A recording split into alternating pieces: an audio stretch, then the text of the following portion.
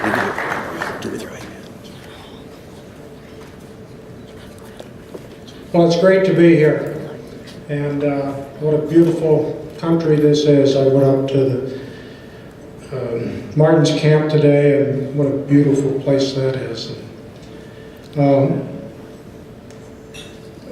You know, this group is so much part of the Ping history. And, you know, being in Redwood City, it's kind of phenomenal, but it was one of the professionals of this section, Pat Mahoney, that challenged my dad to get the ball to roll with his putters. He had figured out the heel toe, but that's what got my dad going and moving. One of you guys did it, just commented on the putting green. And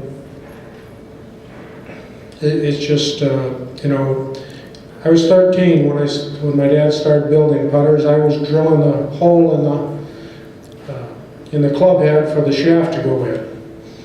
My brother was doing the grips. And you got to remember back then, grips were a little different to do because we had to put an underlisting. The underlisting was a flag of cardboard, and you'd put a piece of tape on one side, you'd soak it in Elmer's glue, and roll it around the shaft, putting a taper in it. Well, then you put a nail at the top to keep it from unraveling. But then you have to let it sit overnight to dry, and then you're able to, we used a table saw to cut flats for your thumbs to go on and for the sides. Then we had to stick it in a water sealant so that it would be good and waterproof. That took another day to dry. Then you could wrap the leather on it.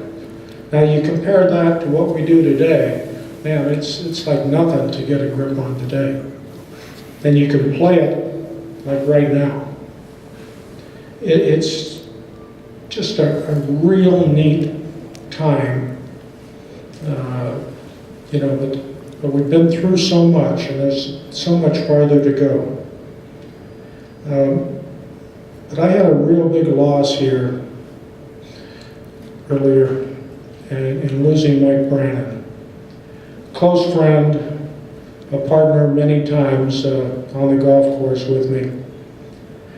And, but, you know, his accomplishments, just so quiet about it. I mean, he won the Northern California Senior here, and I had to hear about it from somebody else that found it in a sheet. No, he didn't say anything about it. And I mean, guy undergoing chemotherapy, you know, turns around and wins a big event at a very tough club course, Spyglass.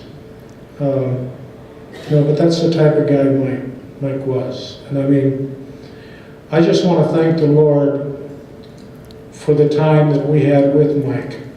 And what a blessing that was. And I pray that his family is doing well as well.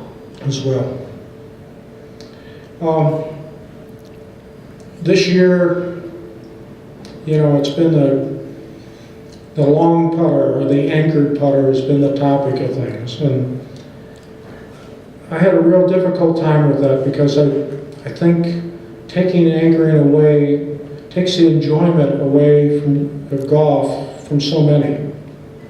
And I just have a real problem with that.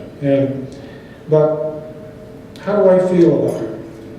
I still feel there should be one set of rules. I don't think we should break that. But I feel that the USGA and RNA should be able to build one set of rules that can make it more enjoyable and the game can be more fun, because that's what it's all about.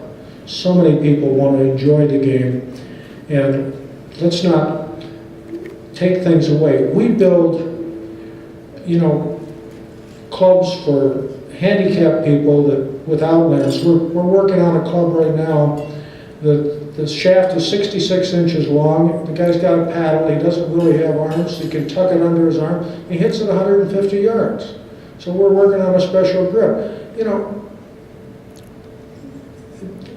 we need to take consideration for some people's handicaps.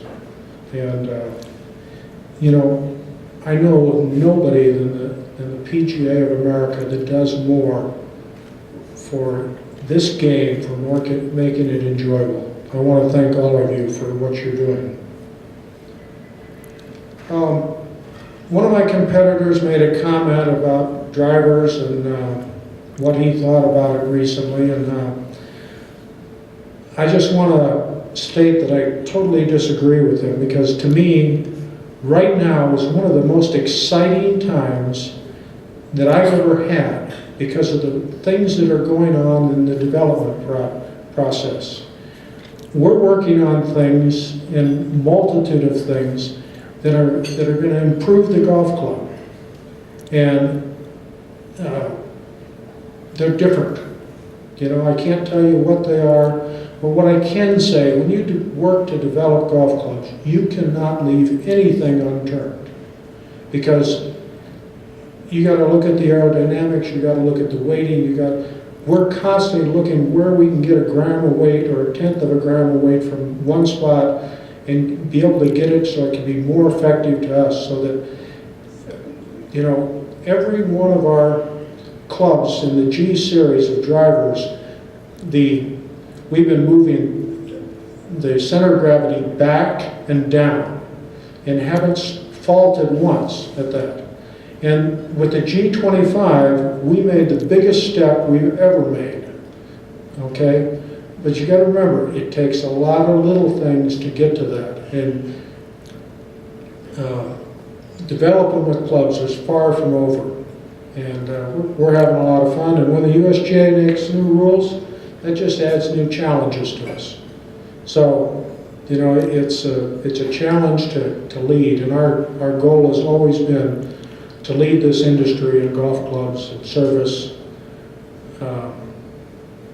You know, you guys make the difference because you're out there touching the customer, the people, and everything that, you know, this game, there's nothing like it in any sport. And for it to be losing golfers, that's something wrong. We need to make this more fun. We've got to figure out a way to get young people into the game and do that. I got a great suggestion today from one of the golf professionals that I visited, and or should say store owner that I visited. And you know, how can we get these video games that so many people or kids play to pull them into the game? Because that's the kind of thing we need to grow this game. Nobody does it more than you guys. I want to thank you for all you do, and believe me, we won't let you down. We're going to keep improving the clubs all the way. It's a lot of fun too. Thank you.